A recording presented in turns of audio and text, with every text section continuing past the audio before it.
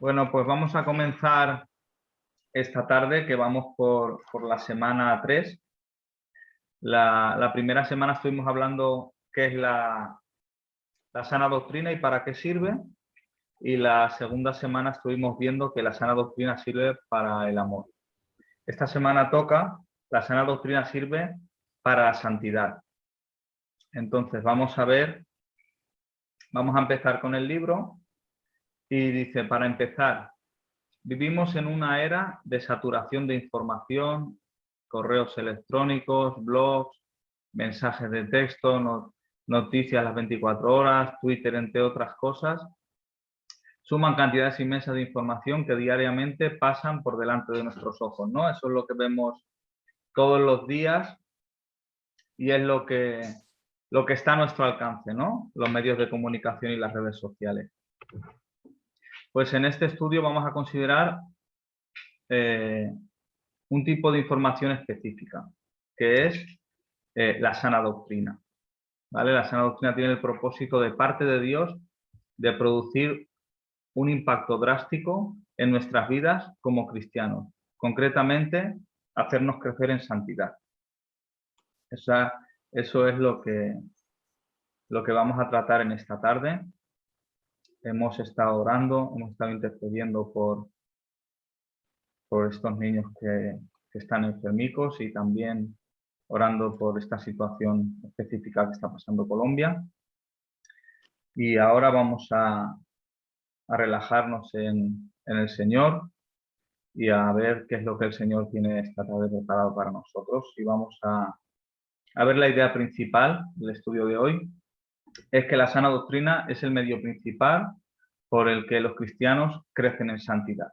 Y la santidad es el objetivo de la sana doctrina. ¿Vale? Parece un poco trabalengua, pero vamos a ir entendiéndolo un poco más adelante. Profundizando. En Juan 17, en el Evangelio de Juan, el capítulo 17, Jesús ora por sus discípulos en vista de su inminente muerte y resurrección. Después de orar que Dios los guardara en su nombre, tal y como Jesús mismo lo había guardado en el nombre de Dios, continuó diciendo. Vamos a ver el texto que es el Evangelio de Juan, capítulo 17, versículo del 13 al 19. Este es el texto que vamos a estudiar esta tarde. Dime, ¿cuál es? ¿17 qué? 13.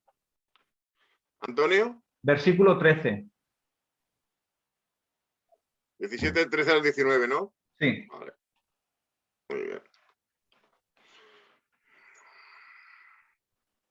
Dice el texto. Pero ahora voy a ti y hablo esto en el mundo, para que tengan mi gozo cumplido en sí mismos. Yo les he dado tu palabra, y el mundo los aborreció, porque no son del mundo, como tampoco yo soy del mundo. No ruego que los quites del mundo, sino que los guardes del mal. No son del mundo, como tampoco yo soy del mundo. Santifícalos en tu verdad. Tu palabra es verdad. Como tú me enviaste al mundo, así yo los envío al mundo. Y por ello yo me santifico a mí mismo, para que también ellos sean santificados en la verdad. ¿Ven? Lo primero que llama la atención es que Dios nos ha dado este inmenso privilegio de ver cómo escuchar la oración de Jesús intercediendo por sus discípulos. Y luego vemos en el versículo 20 que dice también que ora también por los que habían de creer, también por los que escucharían a través de sus discípulos. Entonces, a veces cuando nos ponemos a pensar decimos, qué inmenso privilegio sería haber estado allí, ¿no? Y haber visto a nuestro Señor Jesús orando, intercediendo por nosotros, qué gozo más grande que hubiésemos sentido, ¿no? Y a veces nuestra mente divaga y nos imaginamos qué hubiésemos sentido si estuviésemos allí, escuchando a Jesús intercediendo, ¿no? Sin embargo, la palabra tiene esa cualidad. O sea, estamos escuchando la voz de Jesús orando por nosotros, literalmente. A veces decimos, Señor, queremos escuchar tu voz. Aquí está. Aquí lo podemos ver. Aquí podemos ver cómo dice el Señor Jesucristo, yo les he dado tu palabra. Yo, Señor, santifícalos. O sea, estamos escuchando a Jesús. Vemos ahora los medios de comunicación, cuando queremos ver a alguien que ha dicho algo, que ha compartido algo, que ha comunicado algo, ¿dónde vamos? Vamos a un vídeo o a un audio, a un podcast. Queremos verlo a través de eso. Pero esto es literalmente, la palabra del Señor, es literalmente lo que el Señor Jesucristo dijo, lo que el Señor Jesucristo nos ha querido transmitir. Entonces, debemos acercarnos a la palabra como eso, como si fuese en directo, porque el Señor ha dejado su palabra como esa palabra divina que es atemporal. Lo dijo hace 2000 años, por redondear, pero sigue resonando ahora. Su palabra está en directo. Cada vez que comunicamos su voz a través de las escrituras, tiene el mismo poder eficaz. Lo mismo, no cambia para nada. Si Él dijo algo hace 2000 años, tiene el mismo poder y la misma eficacia hoy. Y lo tendrá siempre, porque su palabra es eterna. Amén. Entonces, el versículo 14 dice, yo les he dado tu palabra y el mundo los ha odiado.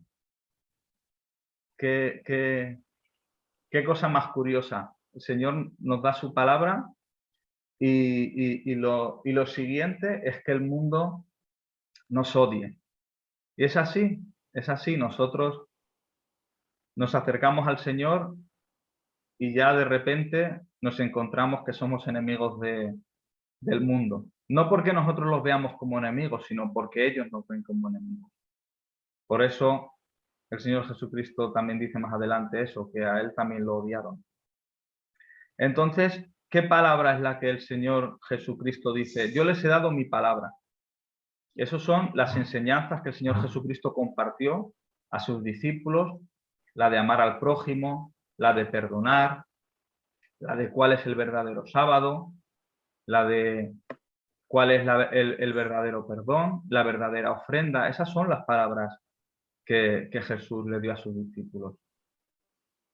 Y dice que no son del mundo. Dice, como yo tampoco soy del mundo. Entonces, ¿por qué pasamos a ya no ser del mundo cuando nos llega la palabra del Señor y creemos en ella? Porque hemos nacido de nuevo y esa nueva naturaleza que el Señor nos imparte ya no es compatible con las cosas del mundo. Las cosas del mundo son perecederas y a las cosas que pasamos a vivir son eternas en Cristo Jesús. Entonces, ya no somos del mundo, vivimos en este mundo y nos afectan las mismas leyes de él, tanto las naturales como las civiles, por así decirlo, pero nuestra mente, nuestra meta, nuestro corazón, nuestras acciones no están, están para la gloria del Señor en el cielo. Amén. Entonces, no somos de este mundo. Esa es una parte principal, que es lo que luego vamos a hablar, lo que es la santificación. Porque luego aclararemos por qué no somos de este mundo. El versículo 17 dice, santifícalos en tu verdad, tu palabra es verdad. Entonces, nosotros somos santificados a través de la palabra del Señor en el contexto en el que Jesús lo enseñó a sus discípulos. Era el Antiguo Testamento y las enseñanzas de Jesús. Hasta ese momento era lo que había, no teníamos las cartas paulinas ni todo eso. Entonces, hasta ese momento, la palabra del Señor revelada era eso. Y la forma de santificar a su pueblo era a través de las Escrituras. Y santificar, luego lo vemos más desglosado, pero santificar es apartar para Dios y dedicado para una obra específica para Dios. Entonces, el Señor Jesucristo pide a Dios, Padre, que santifícalos en tu verdad, tu palabra es verdad. Bueno, si el mundo busca una verdad, como pasó con Pilato cuando estaba con Jesús, y le dijo, ¿qué es la verdad? ¿No? Le preguntó, y se quedó así como un poco en el aire. Entonces la palabra del Señor es la verdad, el mismo Jesús es la verdad. Dice, como tú me enviaste al mundo, el versículo 18, yo también los he enviado. Imaginaros, hermanos, la responsabilidad que tenemos cuando nos sentimos enviados por el Señor Jesucristo, que Él nos compara desde su santidad, desde su omnipotencia, desde su gloria. El Padre envía al Hijo con las palabras exactas que tiene que comunicar a su pueblo, y sin embargo dice, como tú me enviaste, así yo también los envío al mundo. Hermanos, el Señor nos ha enviado al mundo capacitados. No estamos desarmados, no estamos huérfanos. El Señor nos ha enviado al mundo con todo lo que necesitamos para transmitir su santo y bendito evangelio al mundo. Él dice, de la misma manera que tú me enviaste, yo los envío. Entonces, Él nos compara con Él mismo viendo esa parte misionera que el Señor pone en nosotros. Le capacitó con la palabra del cielo y el Señor Jesucristo también nos ha capacitado con la palabra del cielo, que es el mensaje que nosotros tenemos que enviar, por el cual el mundo conocerá que Dios es veraz. Y al final del versículo dice, y por ellos yo me santifico. A veces esto puede entrar un poco en controversia, si Dios necesitaba ser santificado, como nosotros que no somos santos y de repente al creer en Cristo y poner nuestra fe en la cruz, somos santificados. En este aspecto no. Jesús dice, yo me santifico porque Él se iba a dedicar para el Señor en la parte de ir hasta la cruz por sacrificio de nuestros pecados. Entonces Él se apartó para esta obra específica, que era la crucifixión y luego la resurrección de Cristo, que ocurrió, que era la confirmación de que su sacrificio era aceptado por Dios. Entonces, en esa parte es en la que el Señor se santifica, es que se dedica a Él mismo para esa obra, es Él mismo el que se aparta para esa obra. Amén. Entonces vamos a seguir viendo y dice, aquí explica santificar, en la página 38 dice, santificar algo significa ponerlo aparte o dedicarlo a un propósito específico. Que una persona sea santificada significa que esa persona sea separada del pecado y dedicada totalmente a los propósitos de Dios. La Biblia enseña que como cristianos hemos sido santificados. Está en 1 Corintios 6:11. Es decir, cuando nosotros conocemos a Cristo, somos purificados. Se nos da una nueva naturaleza y se nos aparta para el servicio de Dios. También nos enseña que estamos siendo santificados según crecemos en la victoria sobre el pecado y en la obediencia a Dios. ¿Qué quiere decir esta última parte? Que nosotros somos santificados en Cristo cuando creemos y ponemos nuestra fe en Él. Somos apartados para su obra, para glorificar a Dios en la tierra y para llevar la obra evangélica de la predicación al mundo entero. Somos apartados para esa obra. Pero luego también hay otra obra que es la santificación progresiva, que gracias al Espíritu Santo y a su misericordia vamos apartándonos del pecado y vamos obedeciendo más a Dios. Esa es la obra de santificación progresiva que vamos teniendo. Pero sí que hay una obra de santificación que esa se hace una vez, que es la de que el Señor nos aparta cuando nos llama a la salvación. Esa obra no se vuelve a repetir. Es una obra de santificación porque Él nos aparta para Él y, como dice las Escrituras, nadie los arrebatará de mi mano.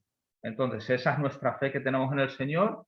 Hemos sido santificados en esa parte, pero por otra parte, seguimos siendo santificados, apartándonos del pecado y acercándonos cada vez más a Dios. Amén.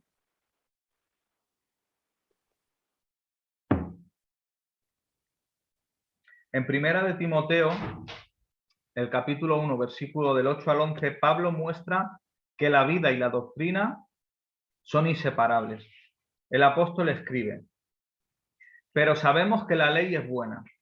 si uno la usa legítimamente, conociendo esto, que la ley no fue dada para el justo, sino para los transgresores y desobedientes, para los impíos y pecadores, para los irreverentes y profanos, para los parricidas y matricidas, para los homicidas, para los fornicarios, para los sodomitas, para los secuestradores, para los mentirosos y perjuros, y para cuanto se oponga a la sana doctrina. Aquí hace hincapié. Y para lo que se oponga, y para cuanto se oponga a la sana doctrina, según el glorioso evangelio del Dios bendito que a mí me ha sido encomendado. Esto escribe Pablo.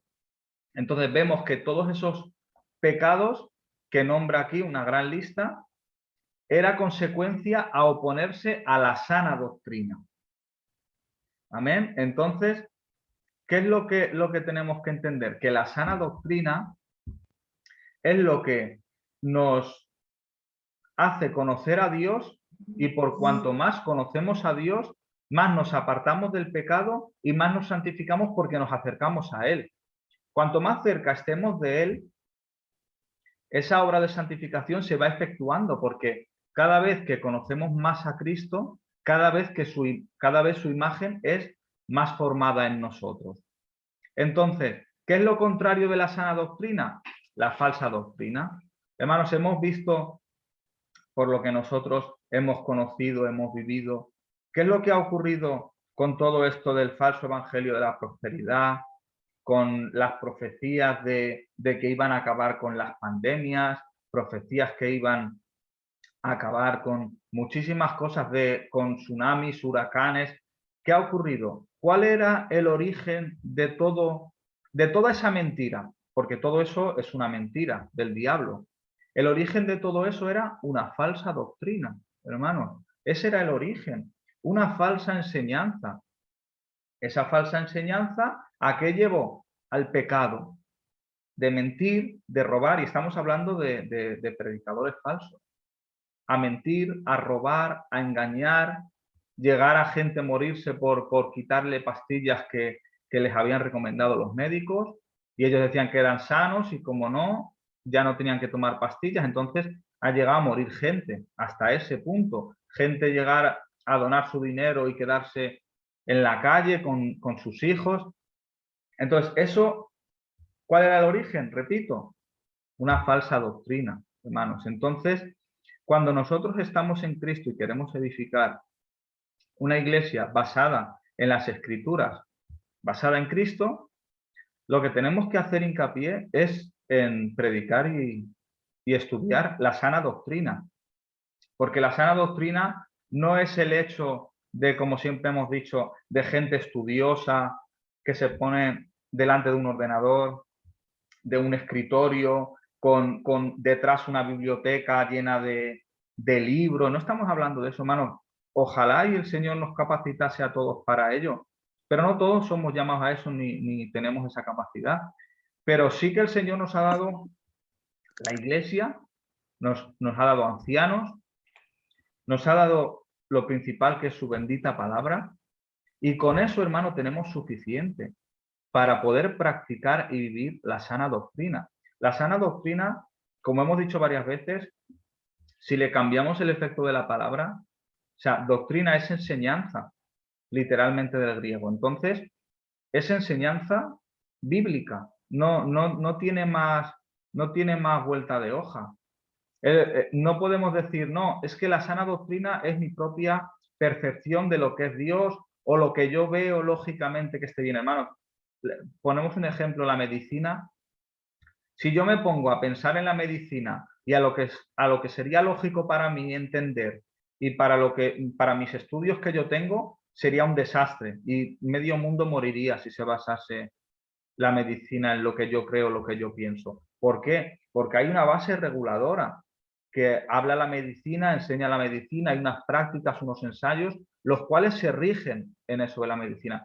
Entonces, ¿por qué creemos que en el Señor, que Él nos ha mandado unas directrices concretas, hermano?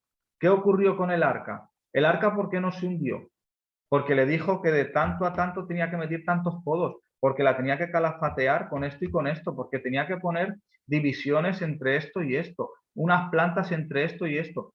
Y por eso se sustentó el arca, porque tenía unas directrices exactas y se cumplieron. Entonces, ¿por qué pensamos que va a funcionar la iglesia y que la gente se va a acercar a Cristo si predicamos y enseñamos algo conforme a nuestro corazón? No tiene ningún sentido. Entonces, la sana doctrina es vivir a Cristo. Es vivir la iglesia como Él la ha enseñado. Él es el fundador de la iglesia. Nadie habló de la iglesia antes que Cristo. Nadie habló de la creación ni de la salvación ni de la vida eterna antes que la revelación de la palabra. Entonces, si queremos vivir la sana doctrina, acerquémonos a la palabra, estudiemos la palabra. Y repito, no estamos hablando de seminarios que ojalá pudiésemos ir, no estamos hablando de institutos bíblicos, estamos hablando de la iglesia. Estamos hablando de nuestra iglesia local, de la que cada uno va, y si alguno no va a ninguna iglesia, que se acerque a una en la cual tenemos lo suficiente para poder vivir y practicar la sana doctrina, que nos sirve para salvarnos y para salvar a los demás, hermanos, para vivir esa vida en Cristo. Porque santificar significa eso, apartados para Dios, que es el fin de todo esto. La sana doctrina, el fin que tiene en esta parte que hemos estudiado es la santificación. Tanto la santificación en el llamado a la salvación como la santificación progresiva, que es hasta que el Señor venga, seguimos santificándonos porque esa es la obra que el Señor hace en nosotros. Entonces, con un corazón humilde, hermanos, les invito a los que estamos aquí y a los que nos escucharán a través de la grabación, que tengamos humildad, hermanos, y nos acerquemos al Señor conforme a lo que el Señor nos ha revelado, hermanos. Nadie tiene ese don de traernos una nueva revelación y descubrir aquí lo que nadie ha dicho ni lo que nadie ha visto. No, hermanos, tenemos una historia vivida en la que Dios ha obrado en todos los tiempos a través de su iglesia. Entonces vamos a aceptar lo que Él nos ha revelado, que es suficiente para nosotros. O sea, tenemos más que suficiente con la Escritura, con la Biblia, más que suficiente para poder vivir una vida santa en el Señor, para poder acercarnos a ellas con humildad y con un corazón arrepentido, hermanos, porque cada día, como sabemos, le fallamos al Señor. Pero Él es misericordioso, Él es fiel y Él mandó a su Hijo Jesucristo en la cruz para morir en nuestro lugar, resucitó al tercer día y ahora nosotros nos acercamos a Él con esa fe y rogando que Él nos perdone y que cuando Él regrese, que se acuerde de nosotros, hermanos, por la misericordia de su nombre simplemente. Así que nada, damos muchas gracias por lo que el Señor nos ha hablado hoy. Voy a hacer una pequeña oración. Gracias, Dios mío, por lo que hoy hemos podido compartir, Señor, es para tu gloria y para tu honra, Señor. Te ruego, Padre, que los que escuchen este mensaje, Señor, pongan la fe en ti, Dios mío, y puedan vivir una vida santa delante de ti, Dios mío. Te damos gracias presentándote todo en el nombre del Padre, del Hijo y del Espíritu Santo. Amén.